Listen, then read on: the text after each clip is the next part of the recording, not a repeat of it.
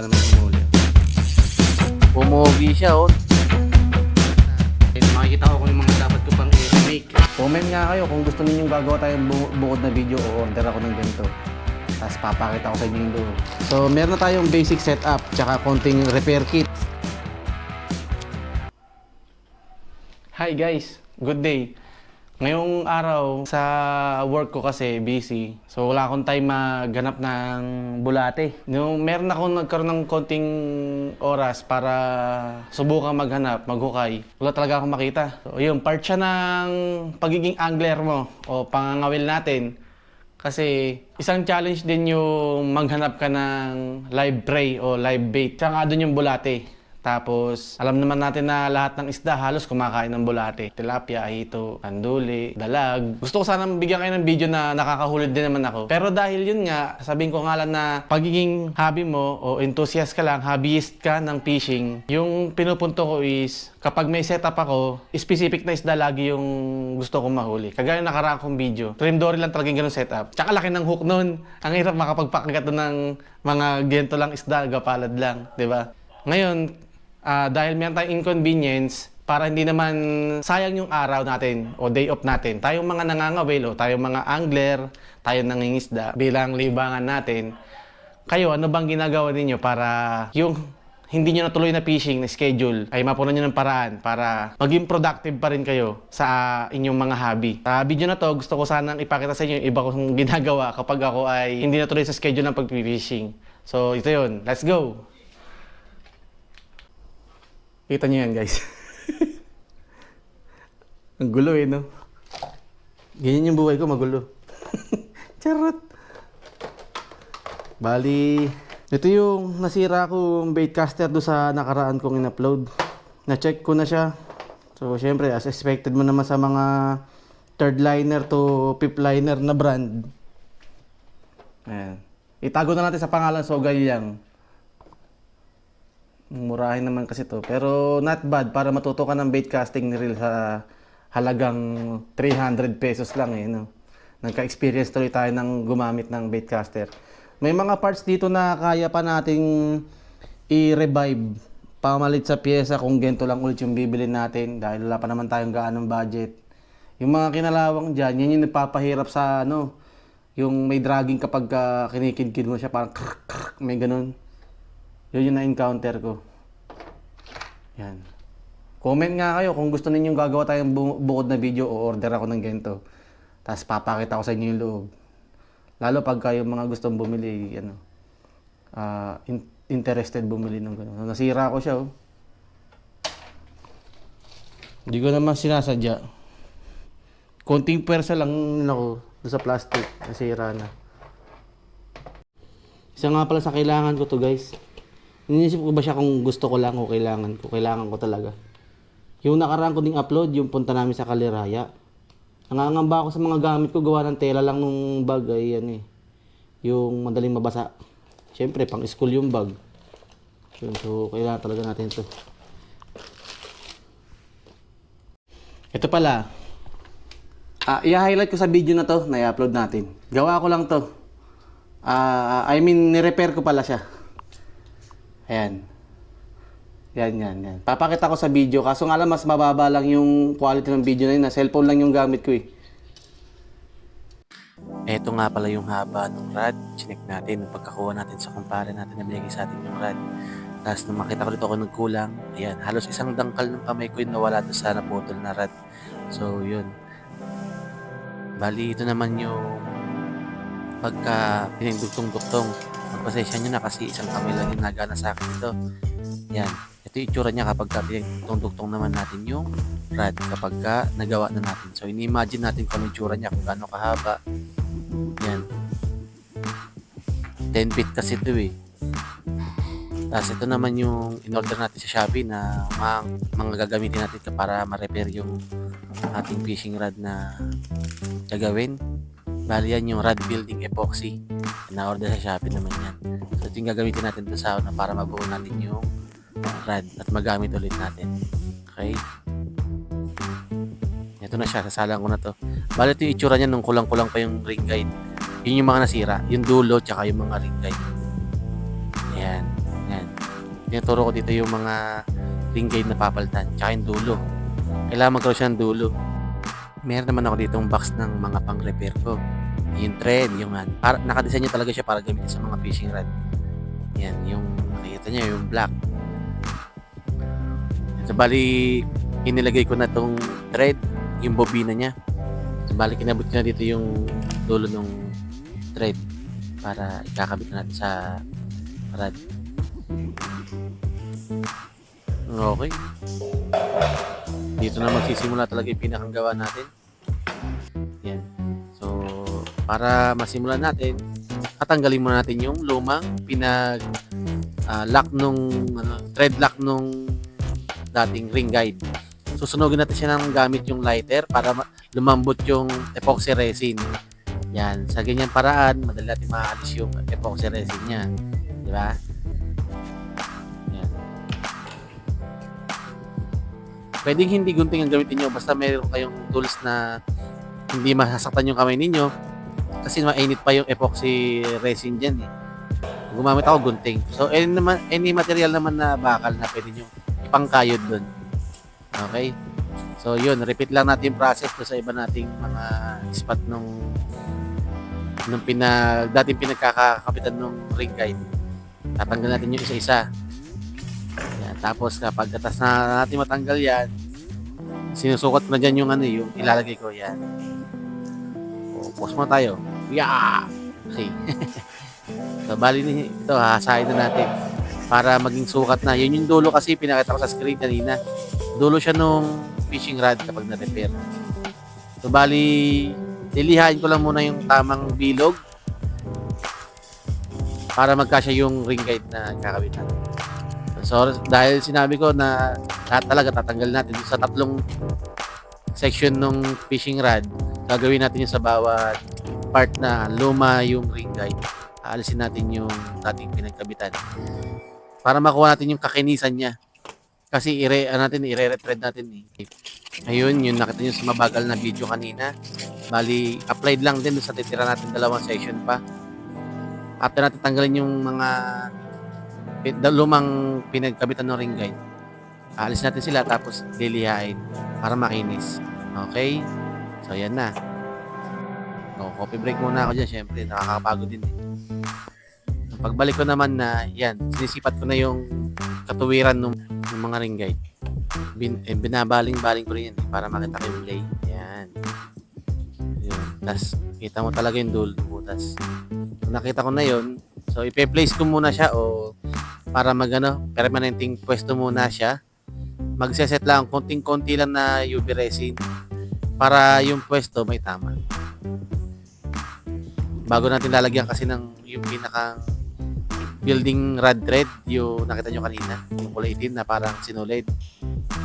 Pang-lock natin kasi yun eh. So yan, para may tama ko lang yung pwesto. Disclaimer lang, hindi naman ako expert mag-repair. Pero may idea lang. Tsaka, tanggap ko rin kapag ni-repair ko, mag-iiba na yung action niya, tsaka yung bigat na kaya lang. So dito naman na, ni-UV raise ko na yung yung UV resin para mag-set o matuyo. Kasi nakita ko na dyan yung tamang pwesto eh. Repeat natin process. Yan, doon sa simula hanggang sa yung iba't iba pang lalagyan ng ring guide. Bali, second time ko lang ito mag-repair ng ng rod. Tapos mahirap na klase pa. Ayan siya. Ayan yung naipwesto ko na. Medyo pagod na ako dyan eh.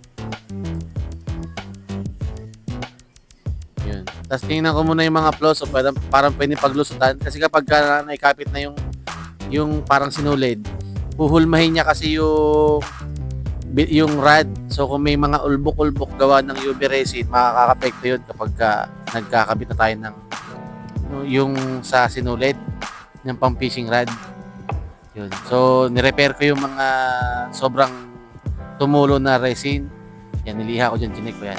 At dito naman na nagsimula na tayo mag-apply o paikot na nung thread na pang fishing rod. Yan. So yan yung maglalak pag naglalak ka. Kasi kailangan mapalusot mo yan ng mahigpit. Yan yung talagang ilalak mo na siya Yun, meron ka dapat ibang kulay para hindi ka malito kung nasan yung kinuha mong dulo. Yan, matibay na yun. Oras na ganyan. Tapos ilalak na natin siya ng resin. Papahid lang natin tsaka ikakalat ng pantay. Yung parang sa mga nakikita nyo kapag bumili kayo ng fishing rod yung parang may konting umbok siya. Pero pantay, di ba? Yun. Pag-apply natin ng resin para naman uniformal o magkakamukha. Halos patalos na tayo sa ginagawa natin dito. Yan. Nung nakikita ko na yung itsura niya, nung patapos na, nawala ng pagod ko ng bagya. So yan natin na ina-apply natin ng yung pinakangulay, yung tip na. Yan. O, tingnan nyo, di ba, guys? Pumugi siya, napakaangas. Tingnan nyo. Hindi ako makapaniwala sa ginawa ko dyan. Ito siya, nung mabuo na, di ba? Napakaangas. May ring guide na lahat, parang bago. Yan yung hinawakan ko muna yung tip. Tsaka ako pinagdugtong-dugtong na yung rod dito para makita ko yung kabuuan niya na mahaba siya.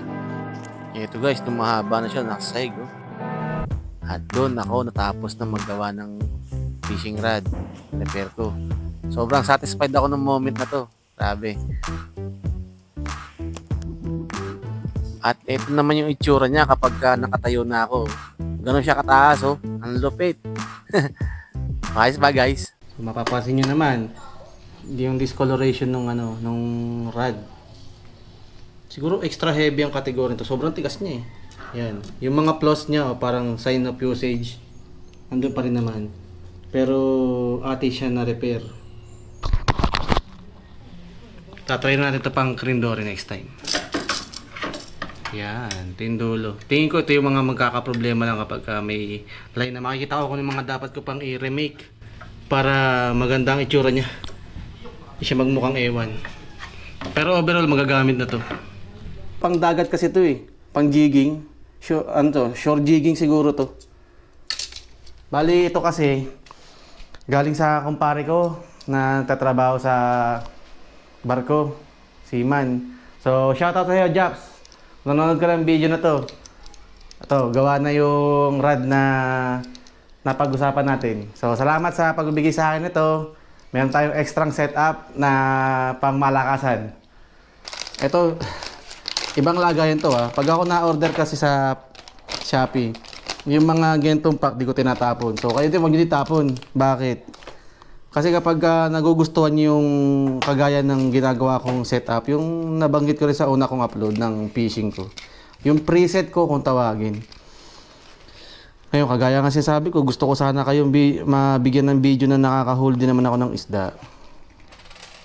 Totoo lang naman talaga simple lang naman makahuli ng mga tilapia, maliit man, mga kanduli. Kaso kasi, ina-expect ko naman doon sa upload ko na yun, makakahuli. Upload ko pa rin kahit walang huli kasi ang ino-offer naman kasi ng channel ko talaga, yung pagpunta sa spot, tapos yung makita mo na dinadaanan papunta doon sa spot, di ba? So, ayun. Ito yung floater natin. Bali, ito yung rig na ginagawa ko. Kapag ako titilapia, hito, kanduli, ito yung rig na ginagawa ko. So, bali, part pa rin siya ng mainline Naka-swivel lang kasi ugali ko nga gawing portable yung gamit. Kung tawagin ko nga preset. Tapos ito, kakabit ko lang itong swivel dito. Ayan. Ito, papunta to ng mainline mo So, basically, mukha pa rin siyang mainline. Na-imagine nyo ba? Tapos ito yung dulo ng rig mo. Nandito yung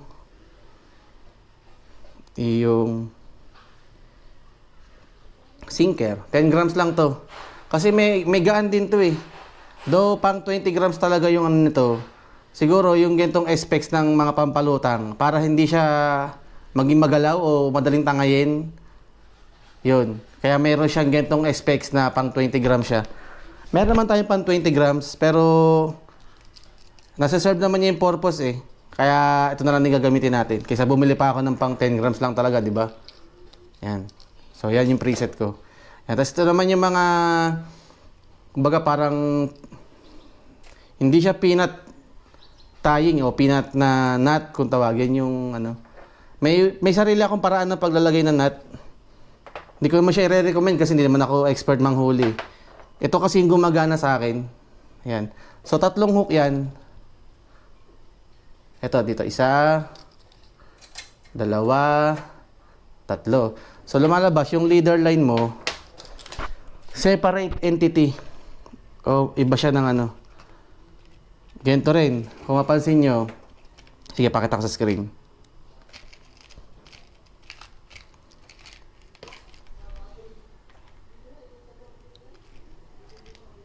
Ayan. Ito. Ayan, yan. Ayan yung leader line. Ito lang kahaba. Pag kasi kinabitan mo to ng bulate, kapag ka nagalaw yung bulate, sinasayaw din niya to. Yun. Tapos, sapat lang yung laki na ito. Ito, 1 pulgada o 1 inch halos tong gento Yung tawag di sa parang gatla ng daliri natin. Halos 1 inch yan eh. I-reference nyo na lang yung ano. So, parang 3/4 inch siya. Siguro mga 1.5 cm. Yun. Ayan. Ayan. Marami akong pirasong ginagawa. Kasi dahil 3 yung rig ko, hanggang siyam na gento yung, hanggang siyam na hook yung ginagawa ko.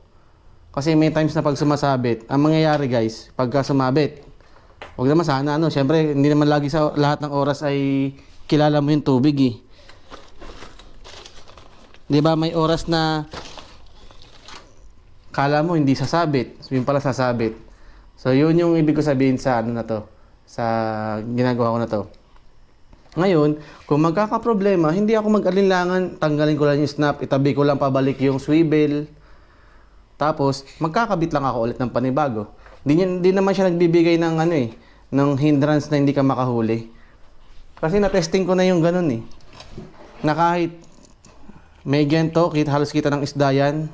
Kung gutom naman yun at saka irresistible yung pain mo kagaya ng na bulati nga. So may kakagat at kakagat pa rin talaga dun. Ayan. Siguro sa next upload ko na lang papakita sa inyo na ito yung actual kong gagamitin. So preset lang muna siya para tayo ay kapag magpipishing kukunin na lang natin, di ba? Napaka-convenient. Ayan. Ito naman yung gentong pwede kayong gumawa plastic cover, pero ako kasi may in-order ako ng gento, parang film talaga siya. Pero plastic to Alam niyo sa mga tarapal ng tricycle, yung makapal. Kasi syempre pang matagalan na gamit yung gusto ko. So yun, ganun lang siya. Ganun lang ako mag-set up. Ito yung rig ko pang tilapia. Dahil hindi tayo ganong experience talaga mangisda, yun yung gusto ko matutunan. Kung paano magbasa ng tubig. Tapos, dahil nagmo-moto fishing tayo, halos may contribution yung pagmumotor natin sa tagal ng oras ng pangingisda. Kaya, imbis na pagpunta mo sa fishing spot mo, at least, may preset ka na madali kang makakapag-cast ka na kaagad ng fishing setup mo, di ba? Ayan, ganyan lang. Tapos, para hindi magbuhol sa loob, nakabukod yung itong mga leader line na may hook. Na-testing ko na rin yan, mahigpit yung loop. Yung lock ng loop, yun. Basic lang naman, fisherman's knot lang naman. Tapos ganun lang din naman tong pinakang rig ko. So kaya siya braided, gawa ng part nga siya ng mainline. Tupiin lang natin. Yan. Hop. Wait lang. Yan. Yan. Tapos itong pabigat natin. Ito. Yan. Baka trip nyo yung gentong tema o genre ng o style ba ng pag-fishing. Pwede nyo gayahin. Panoorin nyo yung video na dyan. Subscribe na yung channel ko. Tapos yung sinabi kong pack na sa Shopee pag umorder kayo. Huwag yung tapon kasi matitibay yan Diba? Yan, dyan ko lalagay. Ngayon, so meron na tayong basic setup tsaka konting repair kit. Yung repair kit yung mga meron ka na kagad riding leader line kapag naputulan ka. Konting repair kit lang. Kasi yun naman talaga madalas pag sumabit, di ba? Ulit ka ng nut. Ngayon, pag ready na yan, so yan yung rig ko dyan. Dito ko nilalagay. So, bali, teka, taasan ko lang itong ano. Para kita nyo. Ano nyo naman siguro to, ano? Yung Eva Foam na ano, na case, hard case. Yung mga lagayan ng ano, pang jumpstart ng sasakyan, hindi yun. Ito yung preset ko. Ito yung mga kailangan ko lang naman dyan, no? Ayan. Ito yung lip grip. Ayan, lip grip ang tawag dito. Ito naman, ano, plies. Ay, kaya siya may ganito, yung parang barb o nakalikong ano. Para kasi yan sa mga split rings. Pagka nakakapanood kayo o sa mga may hindi pa alam pagka nakakapanood kasi kayo ng mga nagpipishing na gamit ay lure o mga artificial, lalo pagka nagre-repair na ng mga hook nun, hook or yung split ring nga. Ito yung split ring, yung parang sa keychain, kasi dyan pinapadaan yung, kita nyo ba? Dyan pinapadaan yung mga hook. May gento yung mga lure. Kahit anong lure, gumagamit ng gento. Yung mga jumping frog lang ata hindi. Ayan, ayan. Pag ganun siya, oh. Kita nyo ba? Yun. Para yung opening nung split ring, mabuksan nyo. Yun.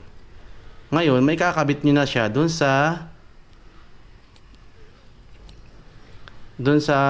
lure. Yung parang opening na bakal na part ng lure. Example, ito. Kita nyo ba sa camera? Ano ba ito? Ang jumping frog, wala akong nakikita ng ano split ring Pero may ganito siya. Yung mga lure, para mapasok mo yung split ring, ayan, ayan, ganyan. Ba, mayroon kang gusto ikabit, propeller, yun, dun. Kaya siya fishing pliers, nakadesenyo talaga yung hook niya para dun. So, pag ako naman, ito na yung rig natin, rig setup pang tilapia. Kahit naman ang braided mo ay 12mm o 14mm na mainline, okay na yan. Kahit mamurahin lang yung reel, okay na yan, gagana yan. Kawayan nga, gumagana kapag tilapia lang di ba? So, kabit natin to. Then, sarado natin. Sukat na sukat kasi to doon sa ano. Kaya ito yung binili kong pantabi para portable lahat. Alam mo kagad pag kinuha mo, wala ka nang hahanapin sa nilalaman ng loob. Pwede ka na mag-fishing ka agad. Kulang mo na lang yung pain. So, ito yung rig setup ko. Kinukuha ko na lang siya kapag ako ay nag-fishing ng yung old school o kung tawagin ay basic fishing, yung bulate lang ang gamit. Ito naman guys, yung ano, sa mga large size na dalag. So bago tayo mag-try ng ano, ng pangmaliit na setup na pang dalag. Ito muna, kasi pwede rin itong ganitong mga kategory pang toman. Meron din sa Kaliraya ng toman dito sa Laguna. Di pa natin na-encounter pang itakal pero naka-ready na to. Pwede rin naman ito yung mga large size na mga dalag. Bali ito, popper, para sa lumulutang na kategory. Ito, parang lumalabas, suspended na siya kasi kinostomize, minodify ko siya. Nilagyan ko ng ano, assisted spoon, para mas visible siya. Tapos may konting kalansing. Pag ano, tumatama sa split ring. Nagkaroon na ako ng encounter dito na may bite. Kaso hindi pa ako nagbablog nun. Kaya huwag mo natin isipin na talagang nangyari hanggat hindi walang video. Yun, tapos ito naman yung ating adjing. Magaan lang to floating din naman to. Wala kasi tayo parang mini popper na pasok sa 6-7 grams. Ito, mga floating yan. Ito floating din to. Ready lang natin. May nantay pa akong isa yung doding daga. O yung mouse na lure.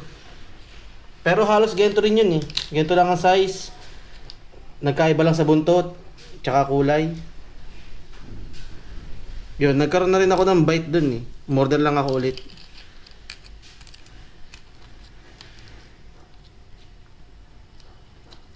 Tapos siguro ang ilalagay natin dito na baka maglagay tayo ng ganito. Ayan. Isa, dalawa,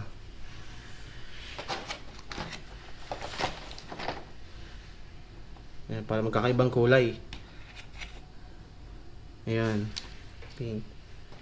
Tapos isang green. Ayan, tapos green. Ano to? Bali, pang dalag din naman to. So, meron lang tayong kategorya na medyo magaan-gaan.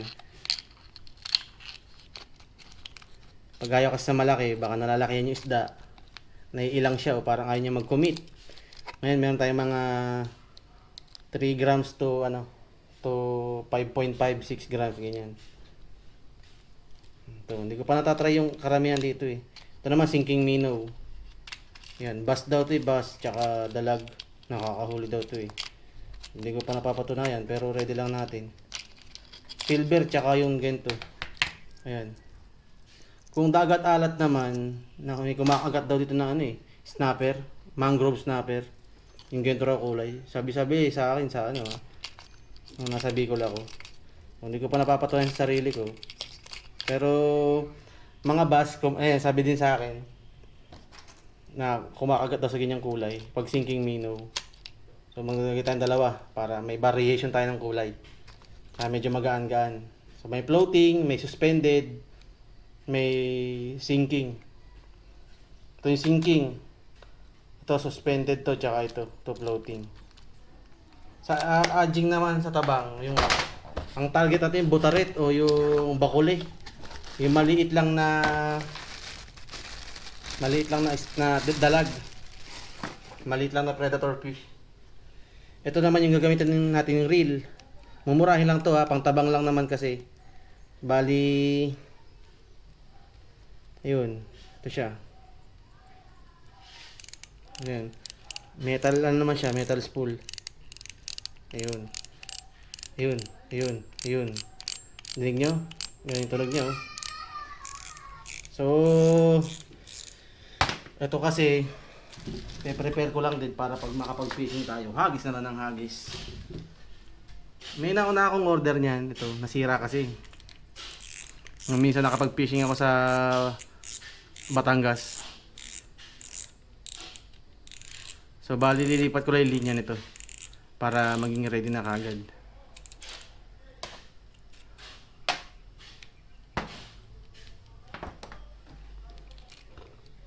Yan, ganyan tayo kapag walang schedule ng fishing. Check natin yung mga drag, yung mga langis-langis ng ating gear. Yan, lipat na natin to. Pares lang naman eh. Isang-isa lang naman yan eh. Oh, di ba?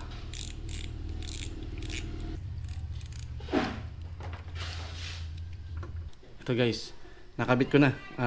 May konting na-adjust. Balto siya. Kita niya ba yung ano, main line? Napakanipis na ito eh. Pero ang tibay na ito ilang baraka o lapu-lapu na yung naahon ko dito na ano. Parang ganyan pag naka side view. Sige, papakita ko dyan sa video yung huli ko. Sa Bicol yan eh. Bali 0.07 mm, ganun siya kanipis. Para lang siyang yung pangtahing sinulid, pero napakatibay. Nakakasakal ng ano yan, ang daliri yan. No? Yan. Kahit yung gusto kong pang-aging, 500 series lang siya. Konting spool lang yung puno na kagad. Pero ang habol natin kasi yung hindi gaano kita yung line kasi pang maliit na isda, small bite lang to, pang maliit na isda, mga maliit na dalag. Yan. Hindi to saltwater concept Bali pang talaga to, pang tabang. Ayan, pagka may humuli. Ayan, ganun. Diba? Napaka-crisp ng tunog, diba? Yun. Nabalik na natin itong bait caster. May damage na nga lang. Ayan. Siguro pag basa na yung kamay mo, pwede kang masugatan dito pag matagal ka nang babad yung kamay mo sa tubig.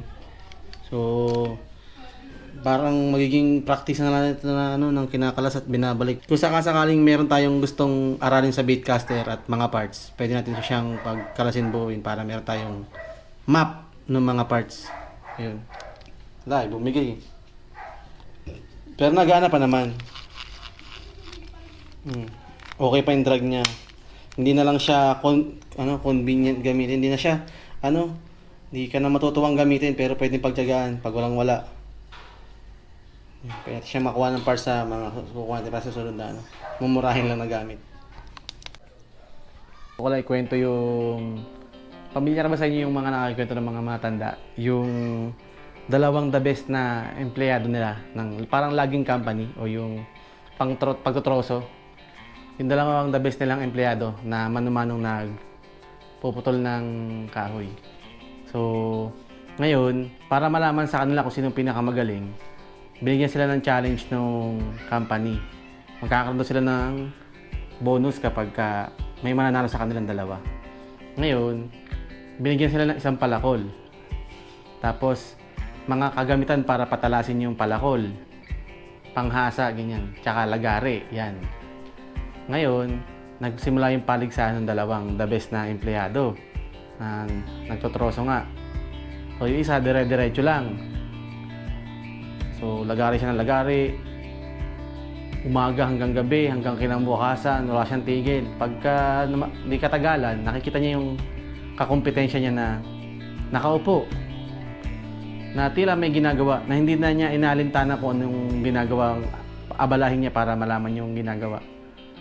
Tapos, ayun na, at the end of the day, kasi isang maghapon, magdamag daw yung pagtotroso nila. Kung sino may pinakamadaming nakat na puno.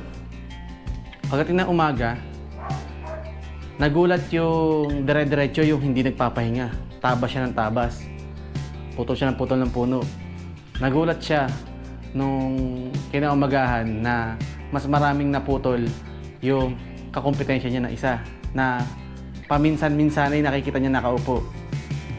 Ngayon, sa parang may pagkaselos niyang reaksyon, pinuntahan niya at tinanong yung kakumpetensya niya nanalo.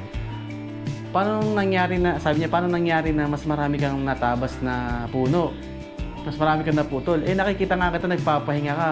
Nakaupo ka lang eh. Tapos may ginagawa kang kung ano. Yung sagot ng kakumpetensya niya, ganito. Sabi niya, yung inaakala mong nakaupo lang ako na may ginagawang kung ano ay hindi ako nagpapahinga. Parehas tayong hindi nagpapahinga. Sabi niya, humihinto nga lamang ako para ihasa yung palakol ko at saka ikikil ko yung lagari ko. Hindi kagaya mo na ginamit mo ng dire-diretso.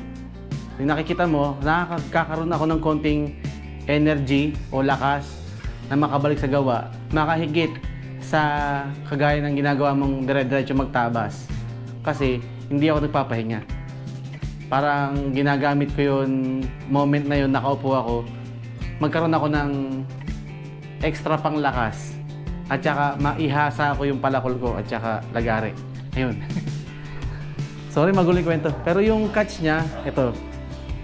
Ina-apply ko lang dito sa araw ko na to. So, para productive lang tayo, in a way.